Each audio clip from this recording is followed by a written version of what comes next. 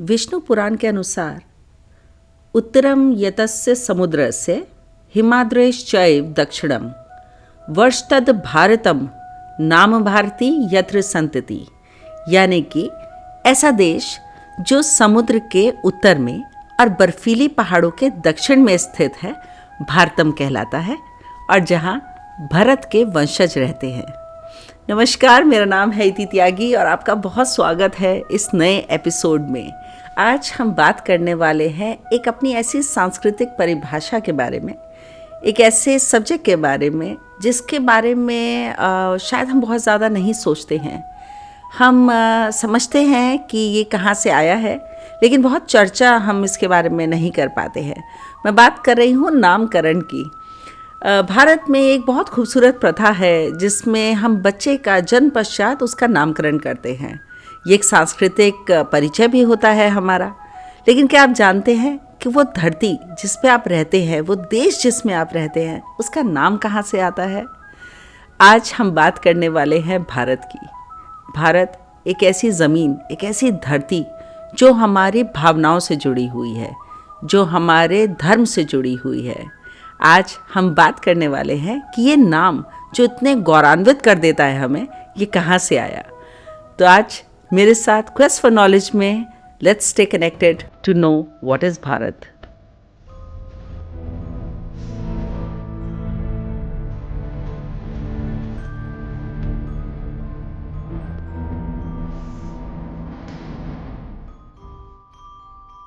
भारत के आधिकारिक नाम बनने से पहले जम्बूद्वीप प्राचीन ग्रंथों में भारत के नाम के रूप में उपयोग किया गया है। अंग्रेज़ी शब्द इंडिया, ये पहचान जो हमारे देश को मिली, इससे बहुत वर्ष पहले, बहुत सदियों पहले पूर्व दक्षिणी एशियाई देशों में भारत को या उन हिस्सों को जम्बूद्वीप के नाम से संबोधित किया जाता रहा है। भारतीय महाद्वीप का वर्णन करने के लिए अभी भी कभी कभी थाईलैंड, मलेशिया, बाली और जावा जैसे जगहों पर भारत को जम्बूद्वीप के नाम से संबोधित किया जाता है।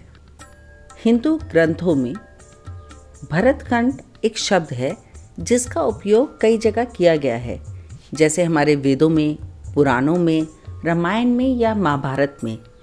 भरतखंड का उपयोग मूलतः किया गया है ऐसे भौगोलिक, ऐसी ज़मीनी देशों को बताने के लिए जिसमें आज भारत, पाकिस्तान, बांग्लादेश, नेपाल, भूटान और म्यांमार शामिल हैं।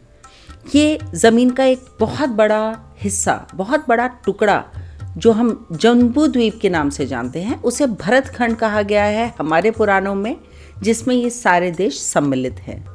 चाणक्य अर्थशास्त्र के अनुसार जम्बूद्वीप की पूर्वी सीमा ब्रह्मपुत्र है, जम्बूद्वीप की पश्चिमी सीमा सिंधु नदी है, इसकी उत्तरी सीमा हिमालय है और इसकी दक्षिणी सीमा राम सेतु है। महाभारत में राजा दुष्यंत और शकुंतला के पुत्र राजा भरत द्वारा स्थापित जमीन को या राज्यों को भारतवर्ष के नाम से संबोधित किया जाता रहा है। कुछ पुराणों के अनुसार इक्ष्वाकु वंश में पैदा हुए राजा ऋषभ के पुत्र राजा भरत के नाम से भी भारतवर्ष को संबोधित किया जाता है। वायु पुराण में बताया गया है कि जो राजा पूरे भारतवर्ष को जीत लेता है उसे सम्राट की उपाधि दी जाती है। भारत में बहुत बड़े बड़े सम्राट हमने देखे हैं। सम्राट अशोक के बारे में हम जानते हैं। ये वो राजा हैं जिन्होंने भारतवर्ष को एक खूबसूरत तार में पिरोया है। उसकी जो मूलभूत संस्कृति थी, जो सनातन धर्म की संस्कृति थी, उससे उसको जोड़ के रखा है। भारत में मुगलों के आने से पहले जितने भी लोग इस देश में आए, इस ज़मीन के टुकड़े को हासिल करने के लिए, चाहे वो ग्रेट अलेक्जेंडर हो या कोई भी राजा हो, सबने कोशिश करी कि भारत की जो मूलतः उसका स्वभाव है उसे बदल दिया जाए। लेकिन जो वंश ऐसे राजाओं के नाम पर लिखा है जो सूर्यवंशी थे, जिन्हें इक्ष्वाकु वंश से हम जोड़ते हैं, ये बहुत मुश्किल है कहना कि वो अपना मूल प्रवृत्ति को बदल पाएंगे।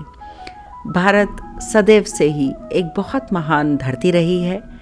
ये आज भी उतनी ही सम्मान्य है।